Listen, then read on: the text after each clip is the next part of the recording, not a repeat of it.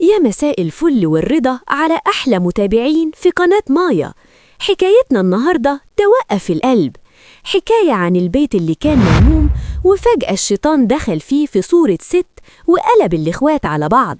اسمعوا التفاصيل دي عشان تعرفوا إن السم ساعات بيبقى في لقمة العيش والملح اللي بناكلها مع أقرب الناس. في بيت عيلة كبير في حي السيدة زينب كان عايش الحاج رضوان تاجر القماش ومعاه ولاده 3، أحمد وسيد وإبراهيم. ال3 متجوزين وعايشين في بيت واحد، كل واحد في دور، والحاجة هدى أمهم هي اللي ماسكة مفاتيح البيت وميزانية المطبخ. أحمد الكبير متجوز فاتن، ست طيبة وفي حالها، شايلة البيت على راسها وبتخدم الكل. وسيد متجوز سمر، ودي بقى كانت سوسة البيت، لسانها ينقط سكر وقدام الحاجة هدى تعمل نفسها ملاك، بس من وراها بتبخ سمها في كل حتة. أما إبراهيم الصغير فكان لسه عريس جديد ومتجوز نورة، بنت شيك ومتعلمة ومن عيلة ميسورة، وده اللي ولع النار في قلب سمر. سمر من يوم ما نورة دخلت البيت وهي حاسة إن البساط بيتسحب من تحت رجليها.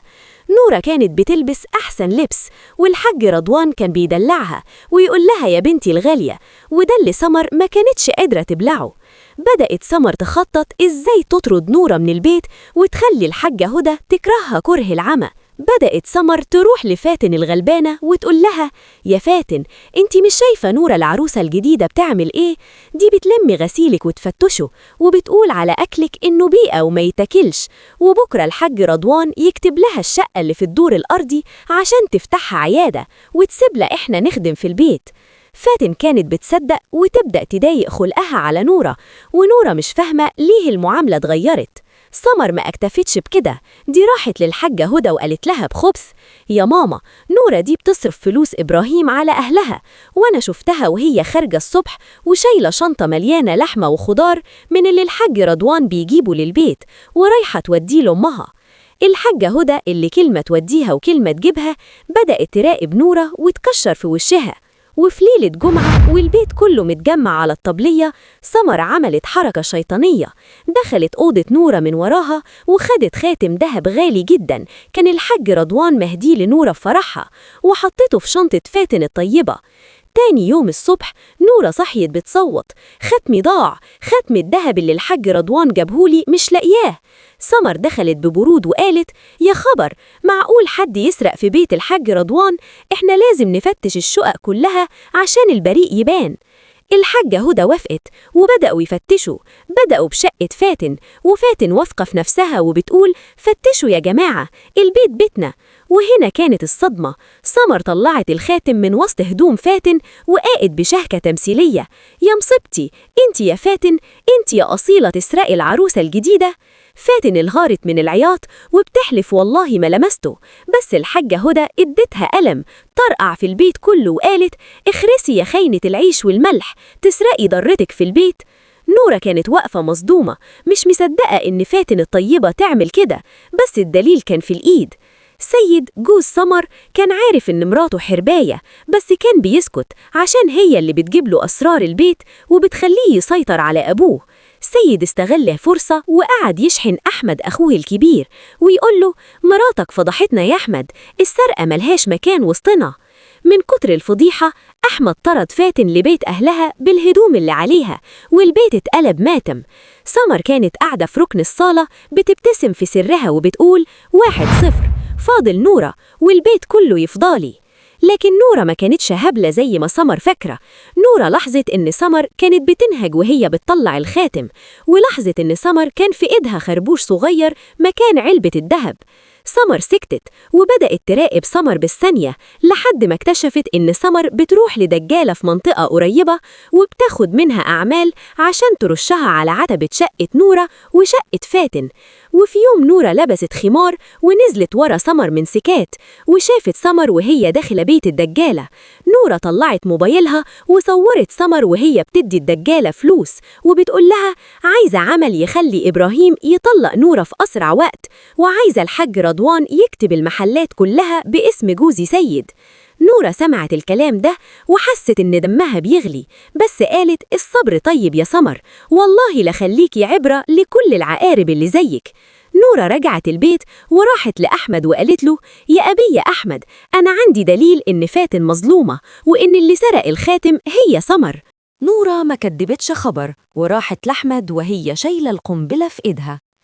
أحمد كان قاعد في أوضته مكسور وصورة فاتن مش مفارقة خياله، وعمال يسأل نفسه: إزاي يا فاتن؟ إزاي تمد إيدك على حاجة مش بتاعتك وأنا اللي كنت فاكرك السند؟ نورة دخلت وقفلت الباب وراها بهدوء وقالت بصوت واثق: يا أبيه أحمد، أنا جاية أرجع لك حق فاتن، وجاية أقول لك إن البيت ده فيه حية لابسة توب ملاك، وهي اللي سرقت الخاتم وحطته في شنطة فاتن عشان تخلص منها ومني. أحمد بصلها بذهول وقال: بتقولي إيه يا نورة؟ سمر دي اللي كانت بتبكي على فاتن وتقول يا خسارة العشرة؟ نورة طلعت الموبايل وشغلت له الفيديو وهي عند الدجالة وسمعته صوت سمر وهي بتأفر في فاتن وفيها نورة وبتقول للدجالة: أنا لبست فاتن تهمة السرقة وخلصت منها، دلوقتي عايزة نورة تطلع من البيت فضيحة بجلاجل. أحمد الدم غلي في عروقه وكان قايم يهد الدنيا فوق دماغ سمر، بس نورة مسكته وقالت له: استنى يا أبي، لو واجهتها دلوقتي هتنكر وتعمل فيها الضحية وتقول الفيديو ده متفبرك، إحنا لازم نمسكها متلبسة قدام الحاج رضوان والحاجة هدى، واللحظة دي جاية النهاردة بالليل. نورة كانت عارفة إن سمر استلمت كيس عمل جديد فيه مية ملوثة وبودرة عشان ترشها على عتبة أوضة نورة وإبراهيم وقت الفجر، والعمل ده المفروض إنه للكره والطلاق.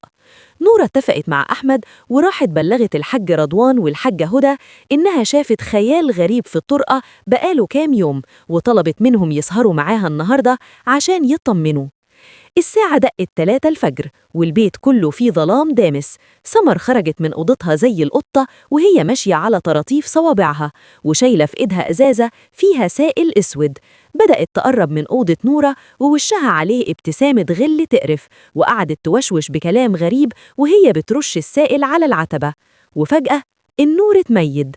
سمر اتجمدت في مكانها، لقت الحاج رضوان واقف قدامها وجنبه الحاجة هدى اللي كانت بتترعش من الصدمة، وأحمد وإبراهيم ونورة محوطينها من كل جهة. الحاج رضوان بص للأرض اللي متبهدلة بالسائل الأسود وقال بصوت يزلزل الحارة: بتعملي إيه يا سمر؟ بتعملي إيه اللي كنت بقول عليكي بنتي وأصيلة؟ سمر وقعت منها الإزازة واتكسرت وقعدت تتهته: يا حاج ده مية ورد، كنت برشه عشان الريحة تبقى حلوة. نورة ضحكت بقرف وقالت: مية ورد يا سمر؟ ومية الورد دي اللي كنتي بتطلبيها من الدجالة في عزبة خير الله، ولا مية الورد هي اللي خلتك تسرقي ختمي وتحطيه في شنطة فاتن عشان تطلعيها حرامية؟ سمر بدأت تصرخ وتصوت: انتي كدابة، انتي اللي عايزة توقعي بيني وبين حماتي. وهنا أحمد طلع الفيديو وفتحه على أعلى صوت قدام الكل. الحاجة هدى لمت إيدها ودت سمر قلم خلى وشها يلف الناحية التانية وقالت لها: يا وكلة خيري ونكرة جميلي، تخربي بيت ابنك وتشرشحي بكنتك، والله ما تقعدي فيها دقيقة. إبراهيم اللي كان لسه عريس جديد بص لأخوه أحمد وقال بأسف: حقك عليا يا أخويا، حقك عليا يا فاتن، أنا كنت مخدوع في الحية دي. الحاج رضوان مده على سيد جوز سمر وقال له: يا سيد، مراتك دي لو دخلت البيت ده تاني لا انت ابني ولا أعرفك، تلم هدومها وتغور عند أهلها، وفاتن ترجع بكرة معززة مكرمة والبيت كله يعتذر ليها. سيد اللي كان طماع زي مراته حاول يدافع، بس نظرة أبوه كانت كفيلة تسكته. سمر انطردت في نص الليل بالهدوم اللي عليها، وفاتن رجعت تاني يوم بالزغاريد، والحاج رضوان جاب لها غوشتين ذهب تعويض عن الوجع اللي شافته. البيت الكبير رجع هادي، ونورة بقت هي ست البيت بذكائها وعقلها، وسمر لقت نفسها في بيت أهلها مبوذة ومطرودة، وكل ما تحاول تدخل البيت الجيران يرموها بالكلام: يا عقربة يا خرابة البيوت. الحكاية دي بتعلمنا إن كيد النسا ممكن يهد عمار، بس الحق دايما بيبان، والنية الطيبة هي اللي بتعيش في الآخر. فاتن رجعت البيت، بس المرة دي ما كانتش راجعة مكسورة الجناح زي ما خرجت، دي كانت راجعة وفوق راسها تاج الكرامة. الحاج رضوان أمر إن الزغاريب تملى البيت من أول الحارة لآخرها، ووقف بنفسه على الباب يستقبلها وهو بيقول: سامحينا يا بنتي، عمايل الحيات كانت هتمحي أصلنا الطيب، بس نورة بنت الأصول كشفت المستور. سمر بقى لقت نفسها في أوضة ضلمة ببيت أهلها، وكل ما تبص في المراية تفتكر الألم اللي خدته من الحاجة هدى. بس سمر ما كانتش من النوع اللي يسكت، دي عقربة وجواها غل يكفي بلد. بدأت تبعت رسايل لسيد جوزها وتهدده إنها هتفضح سر قديم كان هو عامله في حسابات أبوه في المحل لو ما رجعهاش البيت وعوضها عن اللي حصل. سيد كان مرعوب، خايف الحاج رضوان يعرف إنه كان بيمد إيده على الخزنة من ورا إخواته، فراح لسمر بالسر وقال لها: يا سمر، البيت دلوقتي والع فيه نار، ونورة مسيطرة على الحاجة هدى تماما. إحنا لازم نخطط لحاجة تقيلة توقع نورة نفسها في شر أعمالها وتخلي الحاج رضوان يطردها هي كمان. سمر ضحكت بشر وقالت له: أنا مجهزة الخطة يا سيد. نورة فاكرة إنها شاطرة، بس هي ما تعرفش إن الماضي بتاعها عندي في جيب شنطتي. نورة قبل ما تتجوز إبراهيم كانت مخطوبة لواحد نصاب ومسجل خطر، ونورة فسخت الخطوبة لما عرفت حقيقته. بس سمر قدرت توصل للواد ده واتفقت معاه إنه يجي يقف تحت البلكونة ويحدف رسايل لنورة ويمثل إنه لسه على علاقة بيها. وفعلا في ليلة قمرية والكل نايم، سمر كانت واقفة في الشارع بنقاب وبتصور الواد وهو واقف تحت بلكونة نورة وبيرمي وردة ومعاها ورقة. سيد كان مستني اللحظة دي عشان يروح لإبراهيم أخوه الصغير ويقول له: يا خسارة يا إبراهيم، نورة اللي عملت نفسها ملاك بتخونك في بيتك، ومع مين؟ مع اللي كان خطيبها الصايع. إبراهيم وشه بقى قد الدم وطلع يجري على البلكونة وشاف الواد فعلا وهو بيهرب. دخل على نورة الأوضة وهو بيغلي وقال لها: بقى دي آخرتها يا نورة، بتجيبي صايع لحد تحت بيتي؟ نورة وقفت مصدومة وبتقول: والله ما أعرف مين ده يا إبراهيم. بس سيد طلع الصور اللي سمر صورتها وقال: الصور ما بتكدبش يا نورة، انتي وشك كان في البلكونة. الحاجة هدى والحاج رضوان صحيوا على الصويت، والمرة دي الشك دخل قلبهم. هل نورة اللي أنقذت فاتن كانت بتعمل كده عشان تداري على خيبتها؟ لكن فاتن الطيبة اللي شافت المرار ما كانتش هتسكت. فاتن كانت قاعدة في الصالة ولاحظت إن سيد كان ماسك موبايله وبيمسح رسايل بسرعة. فاتن بذكاء الفطرة راحت خبطت في سيد ووقع منه الموبايل، وبسرعة خطفته وجريت بيه على نورة. نورة فتحت الموبايل ولقت الشات اللي بين سيد وسمر، ولقت سمر بتبعت له وتقول: الواد حمادة عمل الواجب يا سيد، الصور طلعت واضحة، خلي إبراهيم يخلص عليها الليلة. نورة رفعت الموبايل في وش الحاج رضوان وقالت بصوت كله قهر: شوف يا حاج، شوف العقربة وهي في جحرها لسه بتبخ سمها، وشوف ابنك اللي كان بيساعدها عشان يغطي على سرقته للمحل. الحاج رضوان مسك الموبايل وقرأ الرسايل وفجأة سكت. الصمت كان مرعب. بص لسيد وقال بكلمة واحدة: انت بعت أخوك عشان ست خاينة؟ انت سرقتني يا سيد؟ سيد وقع على ركبه وبدأ يبكي، بس الحاج رضوان ما سمعوش. نورة قالت: ومش بس كده يا حاج، الواد اللي كان واقف تحت البلكونة ده أنا كنت ممرضة وعارفة أشكاله، وأنا بلغت البوليس دلوقت وهو ممسوك على ناصية الحارة. وفعلا البوليس قبض على الواد واعترف إن سمر هي اللي ادت له 1000 جنيه عشان يجي يعمل التمثيلية دي. الحاج رضوان في اللحظة دي أخذ قرار تاريخي، طرد سيد من البيت ومن المحل وقال له: روح لسمر بتاعتك، انتوا الاتنين لايقين على بعض، بس بره بيتي وبره حياتي. وكتب المحل شراكة بين أحمد وإبراهيم، ونورة وفاتن بقوا الإخوات اللي مخلفتهمش أمهم وبقوا هم اللي شايلين البيت الكبير. سمر وسيد انتهى بيهم الحال في شقة إيجار قانون قديم، بيقطعوا في بعض كل يوم، والفقر والغدر أكل قلوبهم.